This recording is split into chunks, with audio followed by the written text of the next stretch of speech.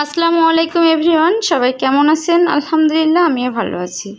আজ আমি সকলের জন্য নিয়ে এলাম চিংড়ি দিয়ে মিষ্টি কুমড়ার শাক রান্না। চলেন তাহলে রান্না শুরু করি। রান্নাটা আমি কীভাবে করেছি চলেন দেখে নেওয়া যাক।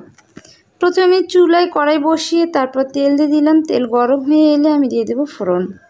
ফোড়ন দিয়ে দিয়েছি, তারপর দিয়ে দেবো পেঁয়াজ, রসুন কুচি, কাঁচামরিচ কুচি, সব কিছু নেড়েচেড়ে সুন্দরভাবে নেব। একটু হালকা ব্রাউন কালার হয়ে আসলে তারপর একে একে অন্যান্য উপকরণগুলো দিয়ে দেব। দেখেন আমি একটু নেড়ে চেড়ে নিচ্ছি। এভাবে আমি নেড়ে চেড়ে নেব। দেখেন কতটা একটু নরম হয়ে এসেছে পেঁয়াজটা। তারপরে আমি দিয়ে দিলাম চিংড়িগুলো দিয়ে সুন্দর আর একটু নেড়ে চেড়ে নেব। এইভাবে নেড়ে চেড়ে নিচ্ছি। নেড়ে চেড়ে নিয়ে তারপর আমি দিয়ে দেব হলুদের গুঁড়া এবং লবণ।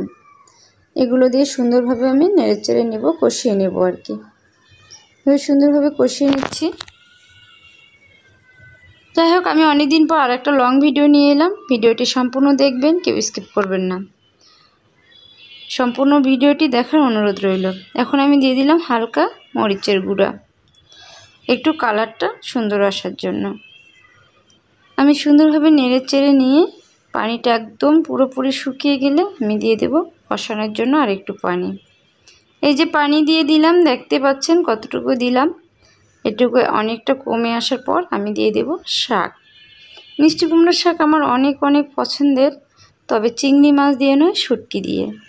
আজ আমি একটু চিংড়ি দিয়ে রান্না করে দেখাচ্ছি আপনাদেরকে।